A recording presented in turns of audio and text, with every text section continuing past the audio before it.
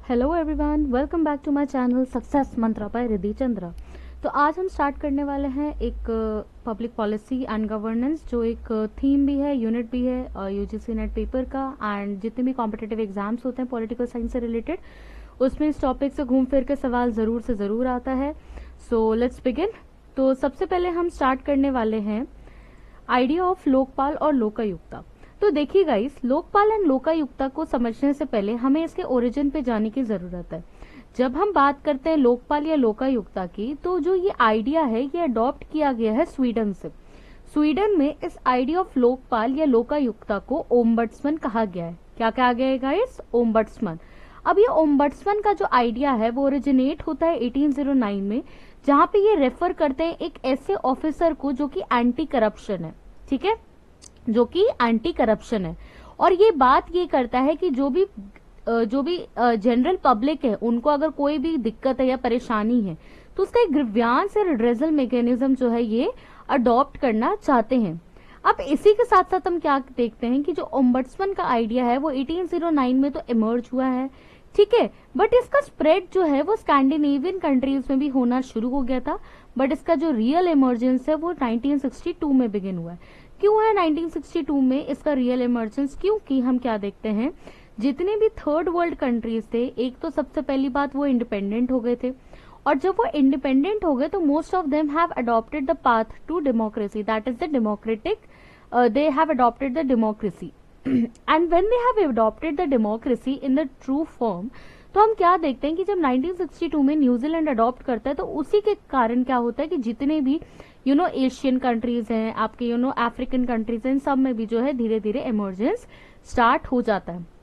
एक और चीज जो हमें यहाँ पे ध्यान देना है कि आइडिया ऑफ ओम्बड्समन या आइडिया ऑफ करप्शन, जो एंटी करप्शन ऑफिसर अगर आप अपॉइंट करेंगे तो वो किन कंट्रीज में करेंगे? आप उन कंट्रीज में करोगे जहां पे आपका जो है डेमोक्रेसी का एस्टैब्लिशमेंट होगा। ठीक है, अब हम बात करते हैं इंडिया में। इंडिया में जो ओम्बड्समन का आइडिया है वो दो तरीके से यूज होता है। पहला होता है सेंटर पे, जिसको कहते हैं हम लोकपाल। दूसरा होता है स्टेट पे, जिसको हम क्या कहते हैं? Lokayukta. First is the Lokpal and the second is the Lokayukta. अब जब हम इंडिया में देखते हैं तो इंडिया में इसका जो इमर्जेंस है वो 1962 में होता है संथनाम कमेटी से। अब ये जो संथनाम कमेटी है ये एग्जामिन करते हैं एंटी करप्शन जो गवर्नमेंट में हो रहा है, और रिकमेंड करते हैं कुछ वेज कि आप इन करप्शन के करप्शन को कैसे रोक सकते हैं। फर्दर इस कमेटी की जो रिपोर्ट है वो 64 में आती है, जो एस्टैब्लिशमेंट कर देता है सीवीसी का, that is central vigilance commission, and CBI का, that is the central bureau of investigation, जहां पे सीवीसी जो है वो मोर इम्पोर्टेंट है as compare to the CBI. ठीक है, इसके आगे हम देखते हैं idea of administrative reforms commission ARC1, जो आया है 1966 में, और इसकी रिपोर्ट जो है वो सबमिट हुई है 1969 में। अब इसका जो एस्टैब्लिशमेंट ईयर है वो बहुत इंपॉर्टेंट है guys. On the other hand ये जो है मैच द फॉलोइंग क्वेश्चंस में ARC1 रिपीटेड आता है। इसके जो चेयरमैन थे वो बहुत बार पूछा गया है कि पहले इसके चेयरमैन थे मोरारजी देसाई, बट जब 69 में इलेक्शंस होता है due to some reasons, Morarji Desai जो है वो चेयरमैनशिप से रिजाइग्नेशन दे देते हैं, एंड लेटर जो है के हनुमंतिया जो है वो इसके चेयरमैन बनते हैं। अब इसके देखिए 20 रिपोर्ट्स हैं। इन 20 रिपोर्ट्स को अगर हम ध्यान से देखेंगे तो ये सिटीजन सेंट्रिक है कहीं ना कहीं। ठीक है, ये बात करता है कि एडमिनिस्ट्रेशन कंट्री में कैसा होना चाहिए और कैसा ये सिटीजन सेंट्रिक होना चाहिए। The idea of public administration जो हम पढ़ते हैं, ठीक है, वो आइडिया जो है ARC में कहीं ना कहीं जो इंडिया में लेके आता है। अब इसके कुछ 20 रिपोर्ट्स हैं जिनको हम देखेंगे। Redress citizen grievances, machinery for learning, public sector finance, machinery economics and personnel administration, centre state relation, state administration, and there are many more. But all these reports में जितनी भी बातें कही गई हैं, इन सबको रिजेक्ट कर दिया सेंट्रल गवर्नमेंट में। आप में से कोई अगर मुझे रीजन बताना चाहे तो बता सकता है। इसका जो मेन रिजेक्शन का जो बेस था वो ये था कि दे वर एक्चुअली में not ready to share the power with the states. ठीक है, क्योंकि अपनी फाइनेंशियल ऑटोनॉमी जो है सेंटर बहुत ज्यादा बचा के रखना चाह रहा था। ठीक है, अब हम आगे आते हैं, that is the characteristics of ombudsman in India. अब इसके जब कैरेक्टरिस्टिक देखते हैं तो सबसे पहला क्या मांगते हैं हर कोई? इंडिपेंडेंट होना चाहिए, इम्पार्शियल होना चाहिए, इन्वेस्टिगेशन जो भी करे वो प्राइवेट में करे, किसी ऐसे बंदे को अपॉइंटमेंट करना चाहिए ओम्बड्समन में इंडिया में जो लोकपाल एंड लोकायुक्त है वो या तो नॉन पॉलिटिकल होना चाहिए। जब हम इसकी स्टेटस में देख रहे हैं तो वो judicial highest judicial functionary in country से कंपैरिजन होना चाहिए। उसके बाद हम क्या देखते हैं, इसको डील करना है अपना मैटर्स में जहां पे ये इनजस्टिस, करप्शन एंड फेवरेटिज्म को जो है डील ना करे, इन सबको अवॉइड करने की कोशिश करे। प्रोसीडिंग्स जितनी भी है वो सब्जेक्ट होने चाहिए, should not be subjected to judicial interference की, मतलब जुडिशरी को इसमें इंटरफेयर नहीं करना चाहिए। और उसी के साथ साथ हम क्या देखते हैं कि they should not look forward to any benefit की, मतलब इनको एग्जीक्यूटिव गवर्नमेंट जो है कहीं से भी कोई भी इंटरफेरेंस ना दे। अब क्या होता है, ये तो ARC 1 का जो हम देखते हैं आइडिया ऑफ ओम्बड्समैन या लोकपाल या लोकायुक्ता का जो आइडिया है इंडिया में आया है, हम उसकी बात करते हैं। बट एक चीज और जो यहाँ पे आपको इम्पोर्टेंट और ध्यान देने वाली बात है कि इंडिया में फॉर द फर्स्ट टाइम एक राजमन्नार कमेटी आई है। ठीक है, कौन सी कमेटी आई है? राजमन्नार कमेटी आई है 1969 में, और इसकी रिपोर्ट आई है 1971 में। जो पहली कमेटी बनती है जो एक स्टेट गवर्नमेंट अपॉइंट करता है, और उस स्टेट गवर्नमेंट का नाम था DMK, और ये जो स्टेट थी वो थी Tamil Nadu. It was a 3 member body, 3 member body होती है, चेयर्ड होते हैं PV राजमन्नार से, और ये एग्जामिन करता है सेंटर स्टेट रिलेशंस, और इसके बहुत ज्यादा इंपॉर्टेंट जो है आप देख सकते हैं इसके रिकमेंडेशंस होते हैं। पहला ये बात करता है इंटर स्टेट काउंसिल की, जो बात हम देखते हैं लेटली जो है वो अपॉइंट की जाते हैं आर्टिकल 263 में। फाइनेंस कमीशन की बात करते हैं 280 में आता है, और ये भी बात करते हैं कि जो प्रेसिडेंट के रूल के लिए जो इंपॉर्टेंट आर्टिकल्स इन लोगों ने बात की गए 56, 356, 357 एंड 365, इसका रिमूवल होना चाहिए। उसी के साथ साथ अबॉलिश करो all India services, IAS, IPS, IFS की पोस्ट, और प्लानिंग कमीशन को रिमूव करके आप स्टैट्यूटरी बॉडी लो। फिर अगेन हम क्या देखते हैं, सेंटर जो है राजमन्नार कमेटी के भी रिकमेंडेशंस को इग्नोर कर देता है। आते हैं अब नेक्स्ट पे, फिर हम क्या देखते हैं कि आनंदपुर साहिब रेजोल्यूशन भी आता है, वो भी बात करते हैं कि रेजोडरी पावर्स को स्टेट को दो। वेस्ट बंगाल मेमोरेंडम आता है, वो भी बात करता है कि कुछ जो वर्ड यूनियन है कॉन्स्टिट्यूशन में उसको रिप्लेस करो फेडरल से। अब आता है ARC 2, जिसको आपको बहुत इंपॉर्टेंट ध्यान देना है क्योंकि ये आता है आपका सीक्वेंस में लगाने के लिए। तो इसकी जो है आपको 15 रिपोर्ट है, जिसमें से 12 ही रिपोर्ट को एक्सेप्ट किया गया है, ये बात आपको ध्यान रखनी है। 2005 में कमेटी आई है वीरप्पा मोइली के चेयरमैनशिप में।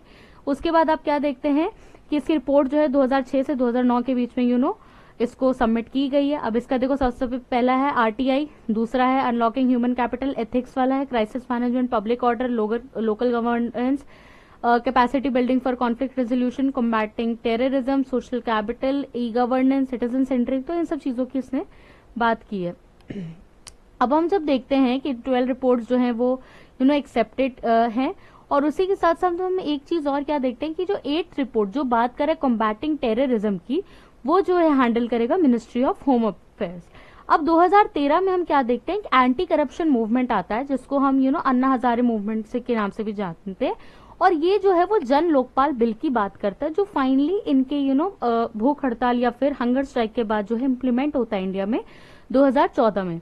अब हम देखते हैं कि देखो भाई, बात लोकपाल की कब हो रही है 1966 में, पहला लोकपाल अपॉइंट कब हो रहा है 2019 में। तो कहीं ना कहीं आप देख सकते हैं बहुत बड़ा लूप होल है इंडियन एडमिनिस्ट्रेटिव सिस्टम में। ठीक है, अब जो है बट हम लोग पढ़ते हैं बिकॉज ये पेपर के लिए बहुत इंपॉर्टेंट है। तो जब हम बात करते हैं लोकपाल के अपॉइंटमेंट की, तो लोकपाल जो अपॉइंट होता है वो एक 8 मेंबर सिलेक्शन कमेटी होती है, जिसमें आपके प्राइम मिनिस्टर होते हैं, चेयरपर्सन होते हैं, स्पीकर ऑफ द लोकसभा होते हैं, CGI chief justice of India, और एक एमिनेंट इंपॉर्टेंट जूरिस्ट भी होता है। ठीक है, पहले लोकपाल जो थे उनका नाम था पिनाकी चंद्र घोष, 2019 में वो अपॉइंट हुए थे।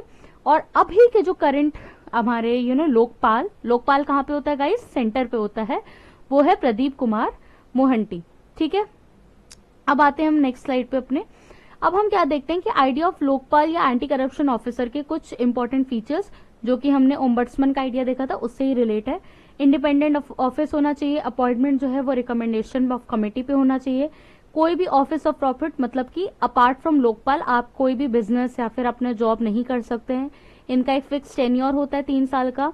इनका एक एडमिनिस्ट्रेटिव मशीनरी होता है, और इनका सैलरी जो है वो कंसोलिडेटेड फंड ऑफ इंडिया से इनका आता है सैलरी।